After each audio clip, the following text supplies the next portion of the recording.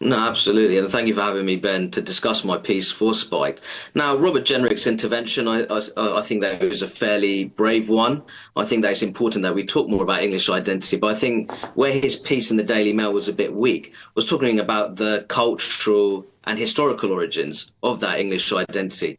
And in my piece for Spiked, I talked about the Germanic tribes which arrived after the withdrawal of the Romans, the Angles, the Saxons, Jutes and Frisians, how they were fused with ancient Celtic Britons who very much find their origins as far back as the British Iron Age, who are collectively known as the Anglo-Saxons. And ultimately, it was the unification of the Anglo-Saxon kingdoms which formed England as a sovereign state in 927 AD. And my piece also talked about the Norman conquest, the impact of the Normans on English society. And later than that, from the 16th to 18th centuries, we saw the arrival of persecuted French Huguenots, who ended up being a fantastic integration story. They integrated very well socially. They were very well skilled. Many joined the military and rose to very high ranks in the armed forces. And I think the main point that I made there in that piece was that when we talk about English identity, we often focus on the post-World War II history. And we don't really go back to the very origins of England, how it was formed, how it was established, and how it developed in those previous centuries before that.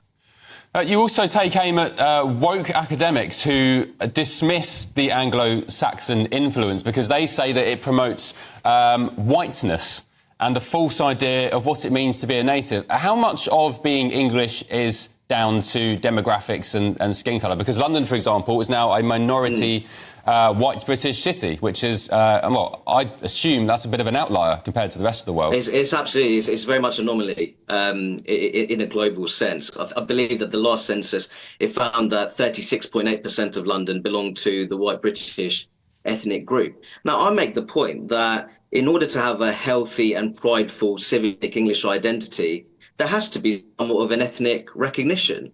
And there's absolutely nothing wrong with that. And I think, in my view, when it comes to English identity, you can have that civic and wholesome identity, which people of all groups, ethnic and religious groups, can be attracted to.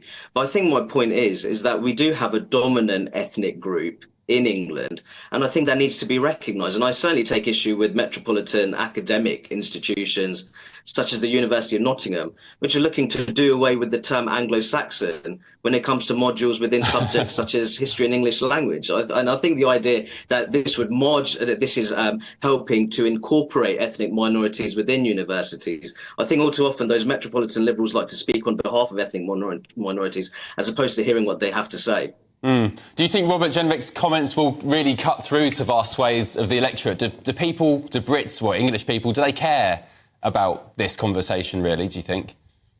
I think identity matters. I think we have more immediate issues, though, if you talk about the cost of living crisis, NHS waiting list. But I think also people are concerned by the level of immigration that we've experienced in recent times. It's now very much the mainstream view that immigration has been too high over the past decade or so.